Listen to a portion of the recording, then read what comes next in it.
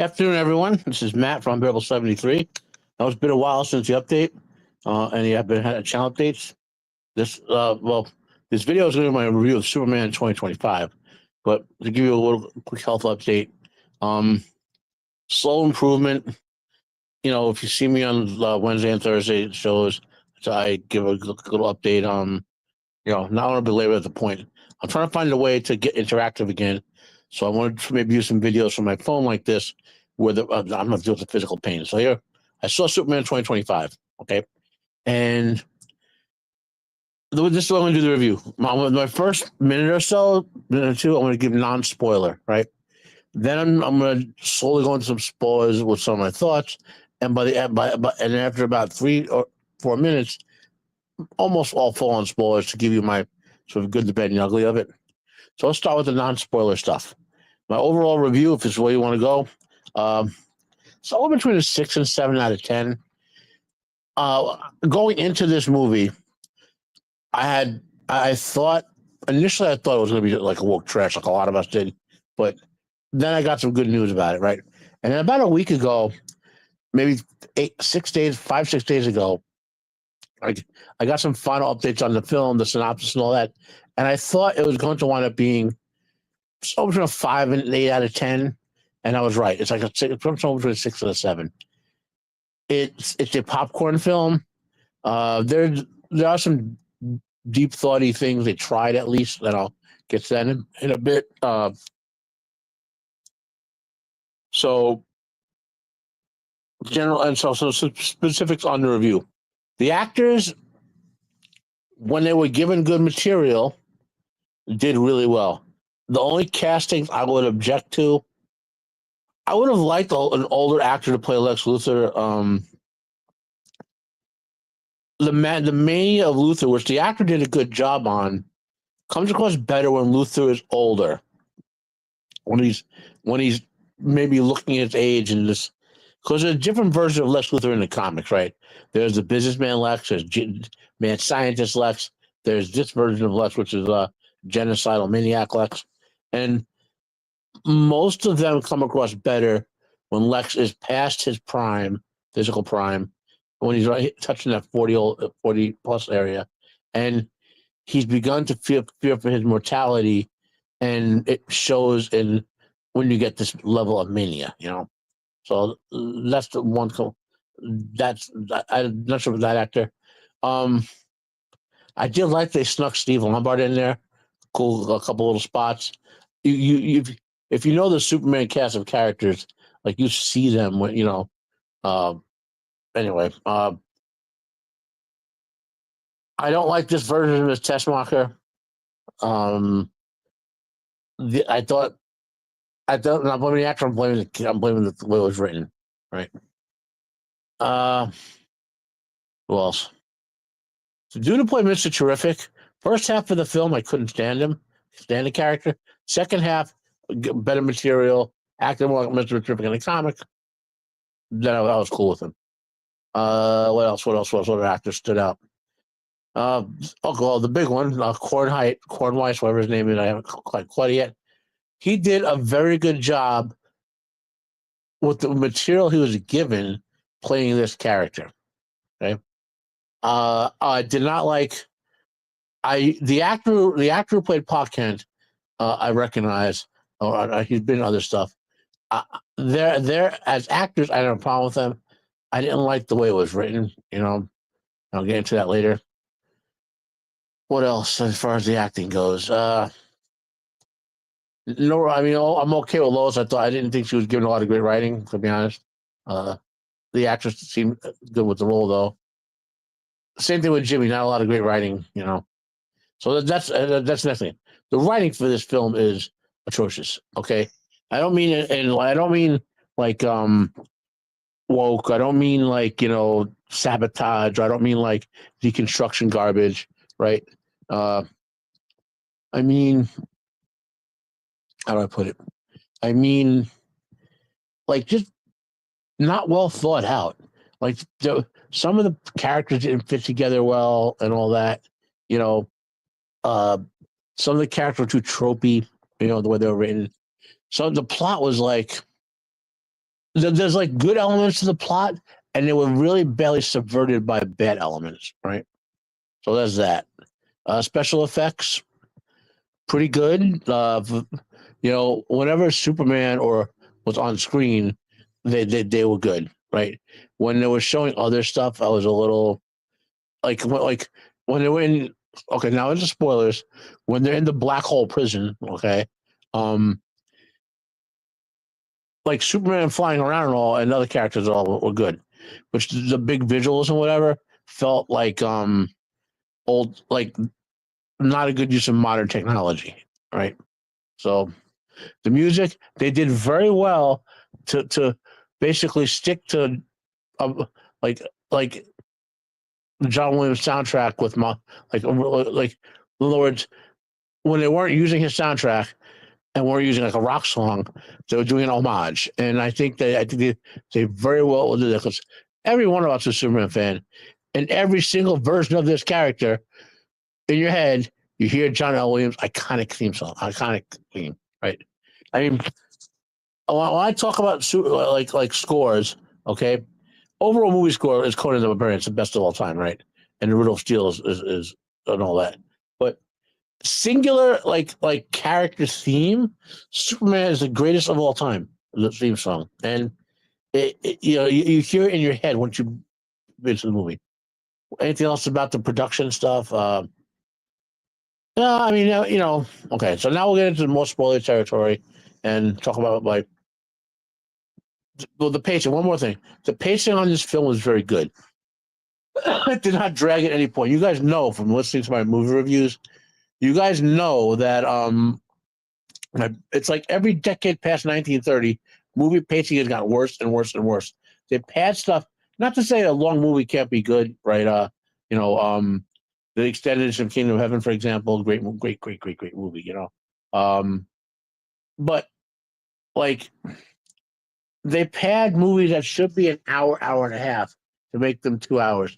This film did not feel that way. There were maybe a couple of scenes you could have done away with, so to speak, But for the most part, we were good.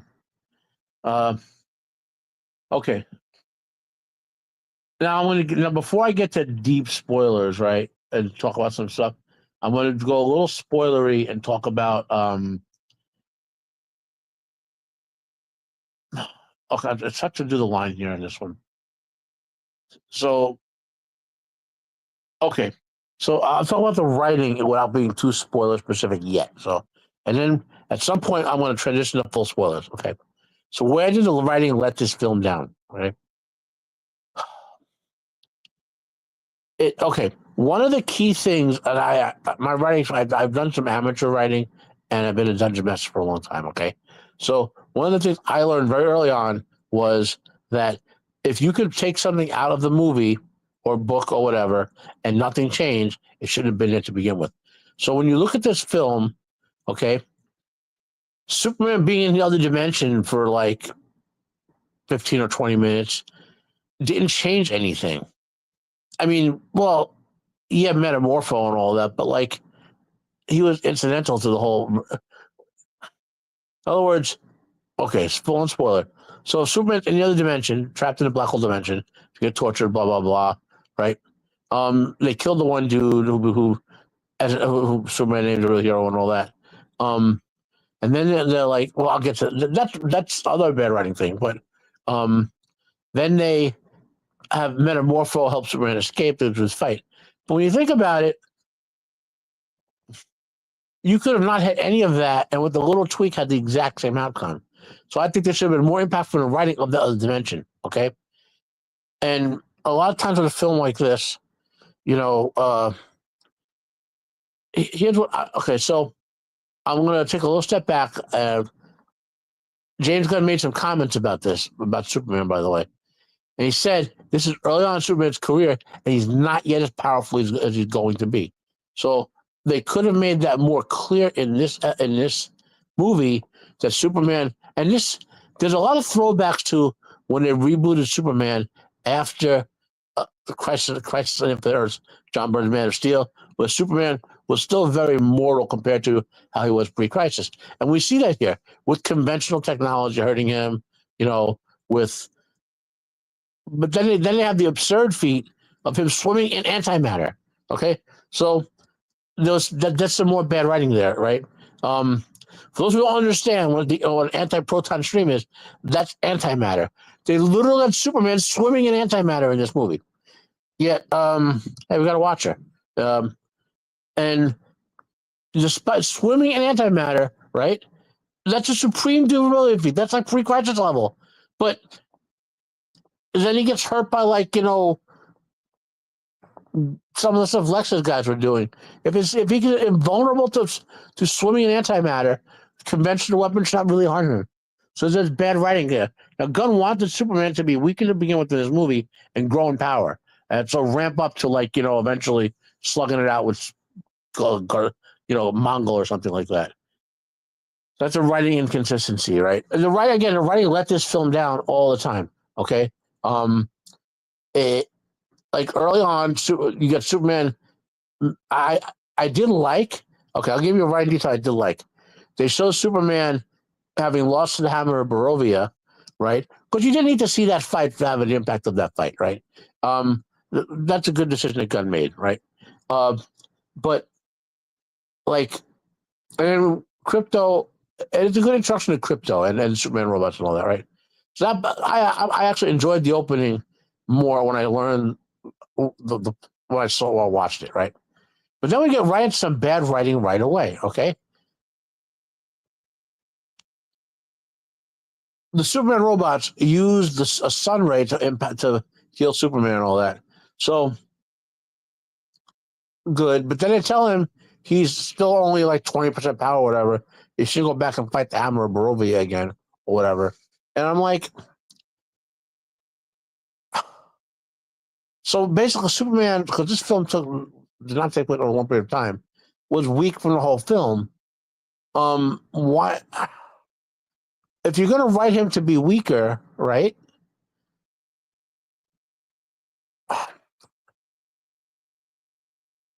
I don't know. I'm trying to explain my disruption with it. Like, I'm not saying Superman shouldn't be weak or struggling or whatever, right? What I'm saying is they wrote Superman into a corner from the very opening of the film, right? And they shouldn't have done it. They should have had Lex be the one, to weaken him somehow, but to get him, yes, Lex technically did this with the Hammer of Barovia. What I'm saying is, they should have had, it should have been that those scenes where Lex was measuring Superman. I enjoyed those, but that should when Lex was weakening him as well, not just he gets beat up after death and then just is somehow mysteriously weak for the rest of the film, So okay, what else is a writing problem? I dislike the glasses. So what John Byrne did with Superman's secret identity is he established that Superman would do what the Flashes do. He'd vibrate his body at a submolecular level. So when he was Superman, you couldn't actually see him clearly. You would form an image of him, because human brain does that, but it would not look like Clark, right? So I wish they had gone with that. And that's another thing they could have done, to explain. They could have used Lex's modeling Superman to explain Superman's powers, okay? Because he clearly has the Superman force field ability, even if they're not actively proclaiming it, right? So that's another thing. What else? What else? I don't want to go too long here because it's already been 5 minutes or so. What else? So that's the first 20 minutes of the film.